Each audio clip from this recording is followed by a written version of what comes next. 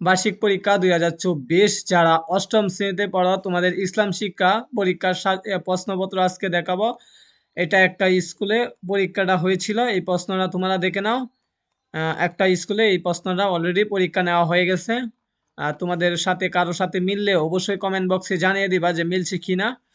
আশা রাখি মিলবে না, কেননা একটি স্কুলে প্রশ্ন আরেকটির সাথে মিলে না। অবশ্যই তোমরা এই প্রশ্নটা মিলাইয়া দেখবা তোমরা যে তোমাদের প্রশ্নের সাথে মিলছে কিনা। আর যারা পিডিএফ নিতে চাও, অসংখ্য সাজেশনের পিডিএফ আমার চ্যানেলে দেওয়া হয়ে থাকে। এই যে ক্লাস 8-এর সাজেশনগুলো দেখো তোমরা, এগুলা তোমরা নিতে চাইলে অবশ্যই হোয়াটসঅ্যাপ গ্রুপে অ্যাড হয়ে যাও। এটি যে ক্লাস 8-এর, এই যে ক্লাস 7, এই যে 7, এরপরে ক্লাস 6, এরপরে ক্লাস 8, হ্যাঁ ক্লাস 9-এরও আছে। এভাবে সাজেশন দেওয়া হয়ে থাকে। তোমরা অবশ্যই অ্যাবাউট অপশনে গিয়ে 6 to 9 একটা হোয়াটসঅ্যাপ গ্রুপ আছে, সেই গ্রুপে জয়েন হয়ে যাও।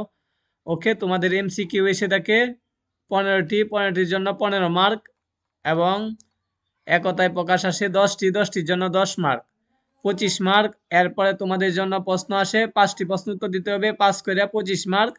এরপরে আরো দিতে হবে গ বিভাগে তোমাদের 2টি প্রশ্ন দিতে হবে 3 মার্ক করে।